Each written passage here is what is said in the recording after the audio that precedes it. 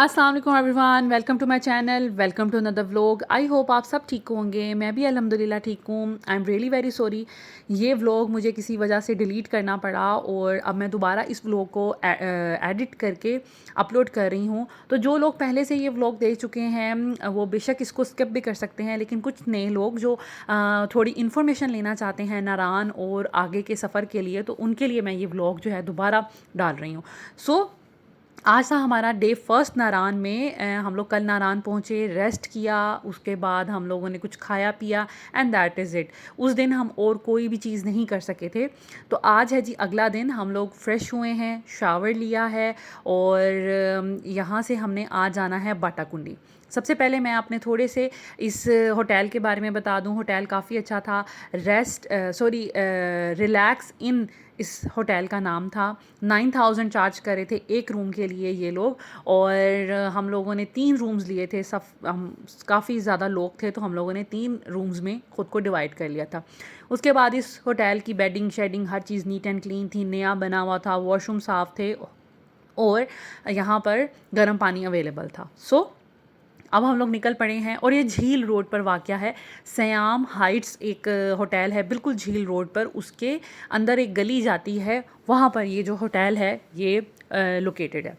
उसके बाद हम लोग निकल पड़े थे यहाँ से सफ़र के लिए। बाटाकुंडी हमने जाना था। हमने सिलेंडर और बर्तन शर्तन अपने रखे हुए थे। हमने सोचा था किसी भी अच्छे से पॉइंट पे जो हमें कुछ अच्छा लगेगा हम वहाँ पर रुक कर नाश्ता वगैरह बना लेंगे और सीनरी और व्यूज़ इंजॉय करेंगे अपने खाने के साथ। हम लोग निकल पड़े थे। निकलते साथ ही हम लोगों ने अपना जो पिक्चर्स हैं, वीडियोस हैं, साथ साथ हम लोग क्लिक करते जा रहे थे और बनाते जा रहे थे। हम लोग 4 गाड़ियों में आए हुए थे। हम 4 टोटल फैमिलीज़ थीं जो कि हम लोग साथ साथ रहने की कोशिश कर रहे थे, क्योंकि नारान से आप जैसे ही थोड़ा आगे जाते हैं बाटाकुंडी वाली साइड पे तो वहाँ पर सिग्नल्स नहीं हैं। जो लोग नए हैं तो वो, अगर आप भी फैमिली के साथ जा रहे हैं, 2-3 गाड़ियाँ हैं, तो कोशिश करें साथ साथ रुकें, क्योंकि यहाँ से नारान से जैसे ही आप थोड़ा सा निकलते हैं 5-10 किलोमीटर आप सफ़र तय करते हैं तो आपको सिग्नल्स नहीं मिलते। चंद एक कोई सर्विसेज हैं जैसे जैज़ हो गई या वारिद, वो हर जगह अवेलेबल होती है, लेकिन यूफ़ोन और जोंग वगैरह यहाँ पर अवेलेबल नहीं है। आपने इस चीज़ का बहुत ज़्यादा ख्याल रखना है, ये बहुत इंपॉर्टेंट चीज़ है। अगर आपकी गाड़ी कोई मिस हो गई बाबूसर टॉप जाते तक या बाटाकुंडी या किसी भी एरिया आगे जाते हुए, तो फिर बहुत मुश्किल होगा आप लोग किसी से कनेक्ट कर सकें। इस चीज़ का आपने बहुत ज़्यादा ख्याल रखना है और डरने की कोई बात नहीं है। हम लोग इकट्ठी फैमिलीज़ थी, दैट्स वाई हम लोग साथ साथ रुक रहे थे, साथ साथ जा रहे थे। ज़रा सा कोई पीछे रह जाता था हम वेट करते थे। तो ऐसे करके हमने अपना पूरा सफ़र गुजारा है, क्योंकि यहाँ पर सिग्नल्स के बहुत ज़्यादा इश्यूज़ हैं, आपको हर जगह सिग्नल्स नहीं मिलते। उसके बाद हम लोग पहुँच रहे थे अपने जहाँ पे हमने डेस्टिनेशन सोची हुई थी। तो उससे पहले यहाँ पर कुछ बहुत खूबसूरत सीनरीज़ और बड़े ही खूबसूरत व्यूज़। आपको पता है कि Naran is all about its beauty. यहाँ पर जितनी भी चीज़ें हैं आप उसको जितना कैप्चर कर सकें आप कर लें। यहाँ पर एक पॉइंट था, हम लोगों की गाड़ियाँ जो हैं कुछ पीछे रह गई थी, तो फिर हम लोग यहाँ पर रुक गए थे कि बाकी लोगों को साथ में ला लिया जाए। हम कुछ आगे निकल गए थे, तो यहाँ पर हमने कुछ पिक्चर्स वगैरह, वीडियोज़ वगैरह बनाई जो मैं आपके साथ शेयर कर रही हूँ।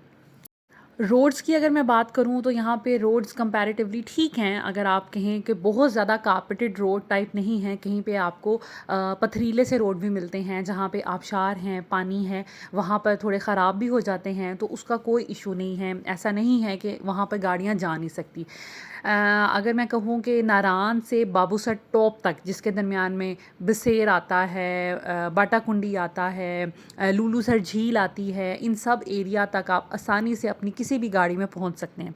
झील सैफल मलूक जाने की गलती ना कीजिएगा। अगर आप लाइफ में पहली दफ़ा गए हैं नारान तो आप लाजमी वहाँ पर जाएं। खूबसूरत झील है, बहुत मज़ा आता है वहाँ पर, लेकिन वहाँ का जो रास्ता है वो बहुत ख़राब कर दिया हुआ है इन जीप वालों ने।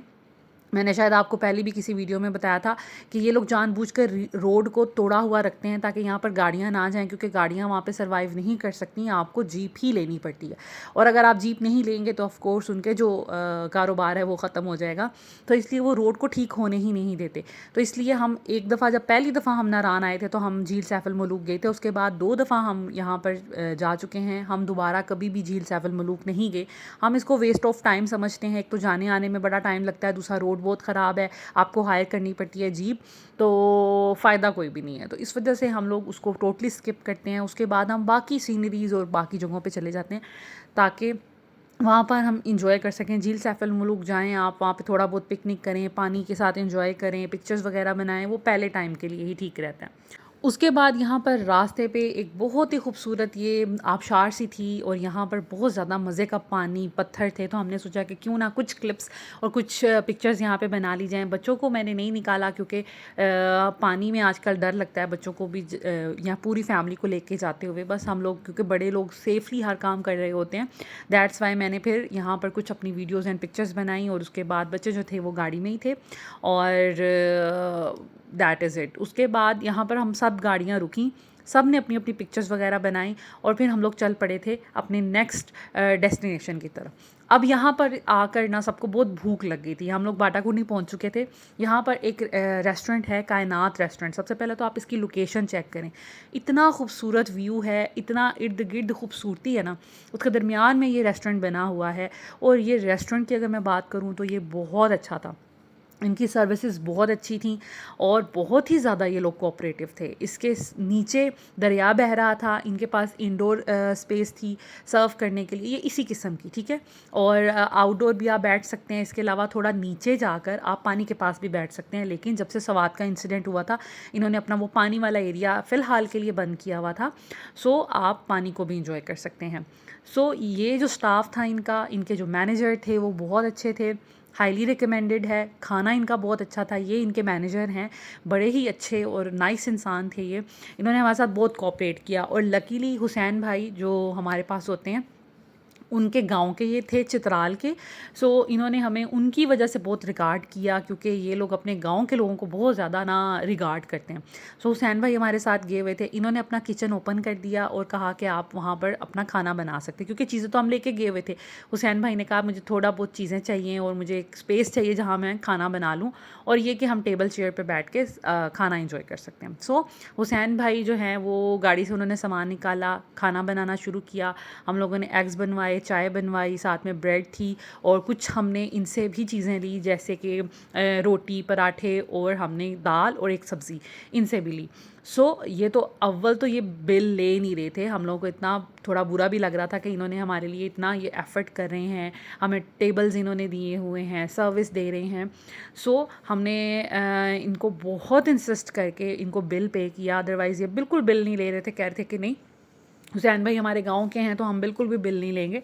लेकिन बहुत इंसिस्ट करने के बाद उन्होंने फिर जो बिल था अपना वो ले लिया। बिल बहुत कम बना था, हमने चंद एक रोटियां ऑर्डर की थी, आई थिंक एक या दो सब्ज़ी ऑर्डर की थी, साथ में दाल ऑर्डर की थी, क्योंकि बाकी एग्स वगैरह तो हमारे पास थे। सो 1650 के करीब कोई बिल बना था और जो कि बहुत ही कम है। सो यहाँ पर हम लोगों ने सारी फैमिली ने नाश्ता वगैरह अपना किया और उसके क्लिप्स मैं नहीं बना पाई, बस ऐसे कोई बातों में लगे और अपनी चीज़ों में लग गए कि एक क्लिप बनाना मुझे फिर याद नहीं रहा। लेकिन यहाँ बैठ के हम लोगों ने एंजॉय किया। मैं और रेहान यहाँ पर बातें कर रहे थे, डिस्कशन कर रहे थे, बड़े भी सारे हम लोग बैठे हुए थे। एक टेबल पे हम लेडीज़ बैठ गई थी, एक टेबल पे जेंट्स बैठ गए थे। सो हम लोगों ने अपना नाश्ता वगैरह ख़त्म किया। उसके बाद हम लोग इस पॉइंट पर आ गए थे। ये पॉइंट भी बहुत प्यारा था, पानी बह रहा था और यहाँ पर ऑलरेडी काफ़ी लोग पिकनिक कर रहे थे। बहुत से लोग यहाँ पर आए होते हैं, खाने का सामान लेकर आते हैं और यहाँ पर बैठ के कुकिंग करते हैं, सीनरी एंजॉय करते हैं और पानी को एंजॉय करते हैं। पानी के पास होने की वजह से ये होता है कि पानी से आपने कोई चीज़ वॉश करनी है, आप वॉश कर सकते हैं। सो हम भी ऐसा ही कर रहे थे। बहता हुआ पानी क्योंकि पाक होता है, साफ़ होता है, दैट्स वाई इसको यूज़ करने में कोई इशू नहीं है और ये बिल्कुल साफ़ पानी था। सो यहाँ पर बच्चों ने खूब एंजॉय किया, खेला पानी के साथ। मैं अनफॉर्चुनेटली बच्चों के एक्स्ट्रा कपड़े नहीं लेके गई थी, मुझे अंदाज़ा नहीं था कि हमने पानी वाली जगह पे जाना है, वरना मैं इनके कपड़े लेके आती और इन्होंने गीले कर लिए थे और बाद में इनको बहुत ज़्यादा ठंड लगना शुरू हो गई थी।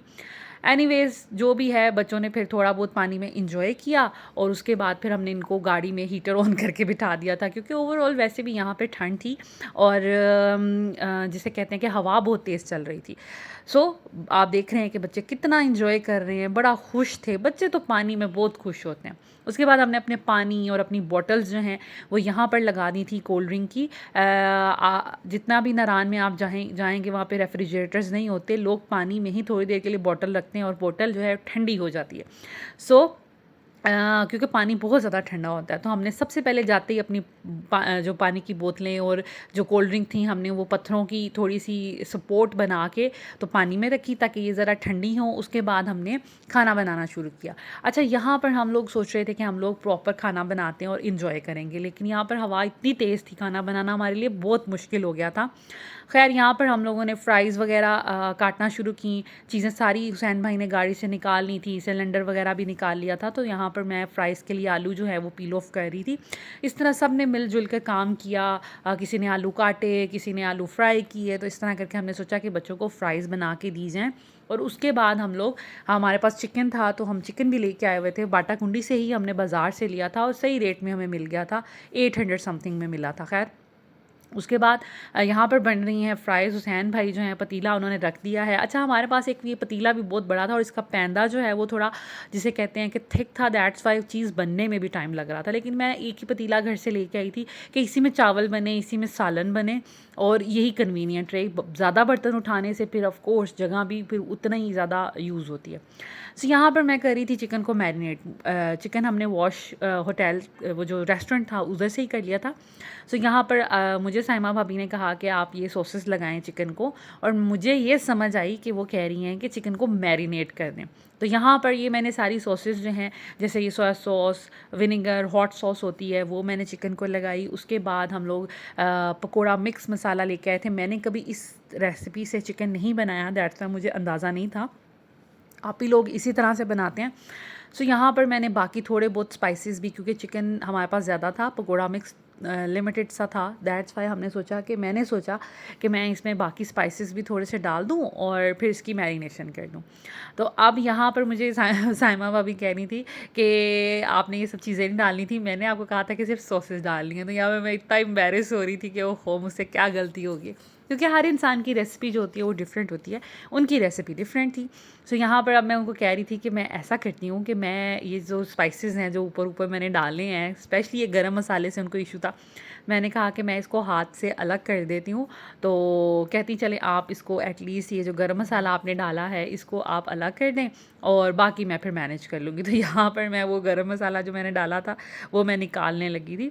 सो ऐसा कभी हो जाता है। और यहाँ पर फ्राइज़ बन रही थी, हमारा ऑयल जो है मुश्किल से गर्म हुआ था, और जब मैंने आलू इसके अंदर डाले, क्योंकि सर्दी थी, आलू भी बहुत ठंडे हो गए थे, तो फिर वो जो ऑयल है ना वो फिर ज़्यादा ठंडा हो गया था।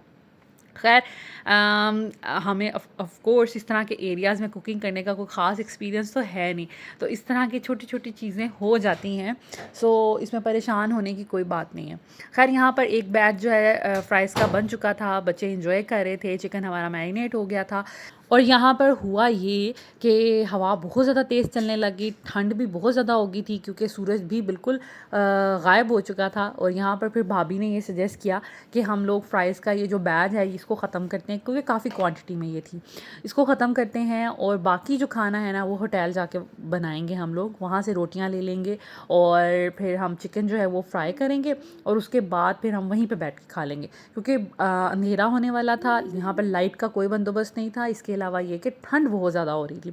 सो हम लोग फिर अपने होटल की तरफ वापस चले गए थे। और कोशिश करें जब भी इन एरियाज़ में जाएं तो शाम से पहले पहले अपने रूम में वापस चले जाएं। So this is it, thank you so much.